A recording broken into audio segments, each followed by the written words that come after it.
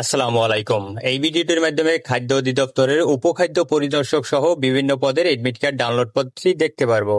আপনাদের admit card download করতে হলে যে কোনো একটি অনলাইন ব্রাউজার ব্যবহার করবেন। অনলাইন ব্রাউজারে গিয়ে লিখবেন admit.dgfood.gov.bd লিখে এই ওয়েবসাইটটিতে আপনারা প্রবেশ করবেন। তাহলেই খাদ্য অধিদপ্তরের ওয়েবসাইটটিতে আসতে পারবেন। এখানে আপনারা দুই সিস্টেমে এডমিট কার্ড ডাউনলোড করতে পারবেন। যেমন দেখতে পারবেন download admit card by user ID oblique পাসওয়ার্ডের মাধ্যমে ডাউনলোড করতে পারবেন। এছাড়াও দ্বিতীয় অপশন দেখতে পারবেন download admit card by SSC roll oblique board oblique passing year.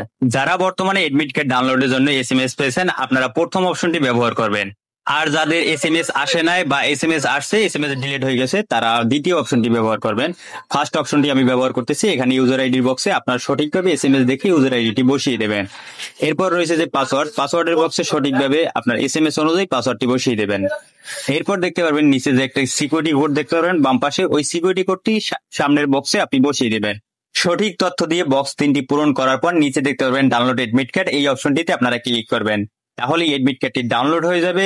ডাউনলোডকৃত admit কার্ডে আপনার পদের নাম দেখতে পারবেন, আপনার রোল নাম্বার দেখতে পারবেন, নাম, পিতার নাম, মাতার নাম, এছাড়াও স্থায়ী যে জেলাটি আছে ওইটা দেখতে পাবেন। এরপর দেখতে পারবেন পরীক্ষার তারিখ ও সময়, কোন তারিখ পরীক্ষা অনুষ্ঠিত হবে এবং কোন সময় এইটা দেখতে পারবেন। এছাড়াও পরীক্ষার কেন্দ্র দেখতে পারবেন, কোন প্রতিষ্ঠানে এই পরীক্ষা অনুষ্ঠিত হবে ওই কেন্দ্রটি দেখতে পারবেন।